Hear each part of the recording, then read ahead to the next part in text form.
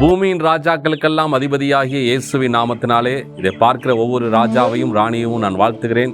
நல்லா இருப்பீங்க. தொடர்ந்து ராஜரீக அபிஷேகம் உங்கள் வாழ்க்கையில் தயையை காண்பிக்கும், அசாதாரணமான தயையை காண்பிக்கும். நீங்கள் கேட்பதெல்லாம் கொடுக்கும். அது மட்டுமல்ல, கடவுள் உங்களுக்காக அவருடைய தூதர்களையும் உங்களுக்கு உதவி செய்யும்படிக்கு அனுப்புவார். நம்ம தியானிச்சுட்டு இருக்கிறோம். இன்னைக்கு ஒரு காரியத்தை நம்ம பார்க்கலாம்.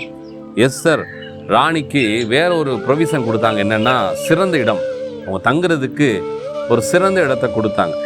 வெறுமனே இடம் இல்லையா, சிறந்த இடமா. உங்களுக்கும் எனக்கும் இந்த பூமியிலே தேவன் கடவுள் ஒரு சிறந்த இடத்தை தருவார். நீங்கள் நம்புங்க.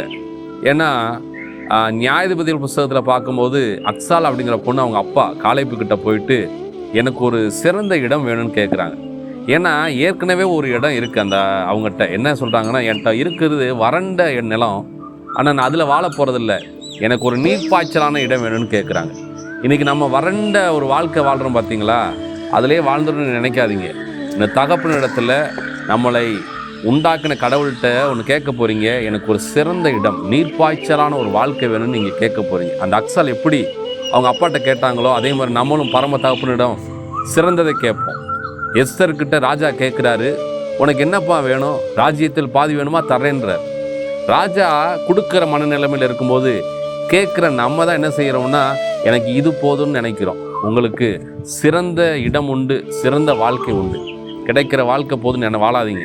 இருக்கிற வேலை போதும், இருக்கிற வீடு போதும், இருக்கிற என் படிப்புக்கு தக்கன ஒரு வாழ்க்கை அமைஞ்சா போதும்னு நினைக்காதீங்க. சிறந்ததை தேவனிடத்தில் கேளுங்க. ராஜா கிட்ட கேட்குறேன்னு நினச்சி கேளுங்க.